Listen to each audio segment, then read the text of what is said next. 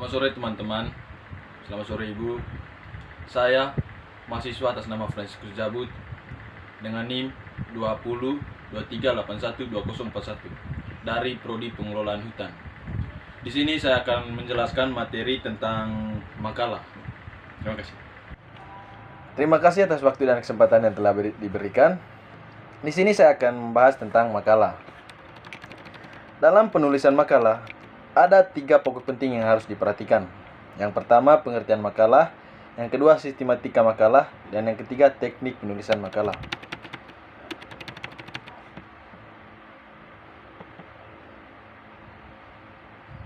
Yang pertama, kita akan membahas tentang pengertian makalah. Makalah adalah karya tulis ilmiah yang membahas satu permasalahan, fenomena, peristiwa secara ilmiah menggunakan metode ilmiah. Tujuan penulisan makalah. Makalah disusun dengan tujuan untuk memenuhi tugas akademik maupun tugas non-akademik. Menguji kemampuan penulis dalam menerapkan suatu prosedur, prinsip, atau teori yang berhubungan dengan masalah tertentu. Berikut ini adalah ciri khusus makalah yang baik. Yang pertama, data yang digunakan harus validitas. Yang kedua, interpretasi data harus objektif. Yang ketiga, menunjukkan kejujuran ilmiah menggunakan bahasa yang jelas, tegas, singkat, sederhana, dan teliti. Yang kelima, makalah harus sistematis dan utuh.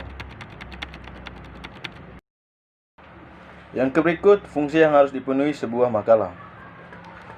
Yang pertama, melatih kemampuan menyusun karya ilmiah secara benar dan cermat. Yang kedua, memperluas wawasan keilmuan bagi penulisnya. Yang ketiga, memberikan sumbangan pemikiran baik berupa konsep teoretis maupun konsep praktis. Yang keempat, memberikan manfaat bagi perkembangan konsep keilmuan maupun pemecahan masalah. Yang ke-B, kita membahas tentang sistematika makalah. Dalam sistematika makalah, ada 3 bagian penting yang harus diperhatikan. Yang pertama, bagian awal. Yang kedua, bagian isi. Dan yang ketiga, bagian penutup. Yang pertama, kita membahas tentang bagian awal. Bagian awal terdiri atas halaman judul, kata pengantar, daftar isi, dan abstrak.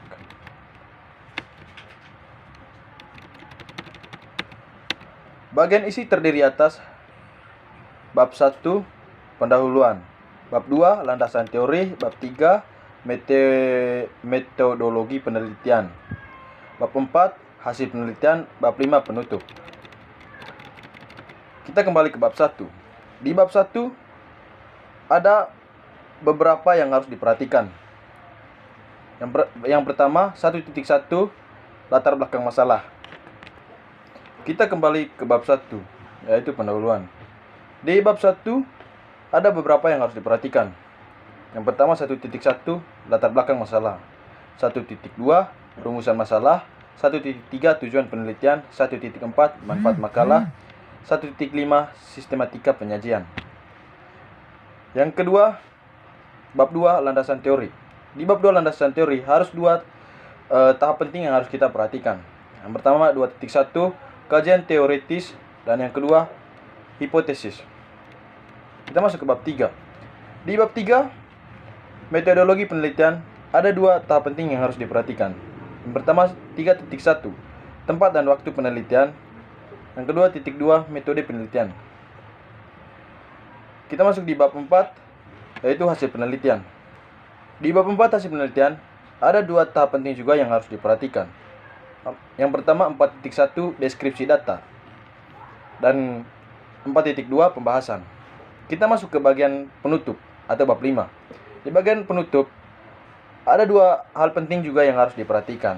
Yang pertama, kesimpulan. Yang kedua, saran.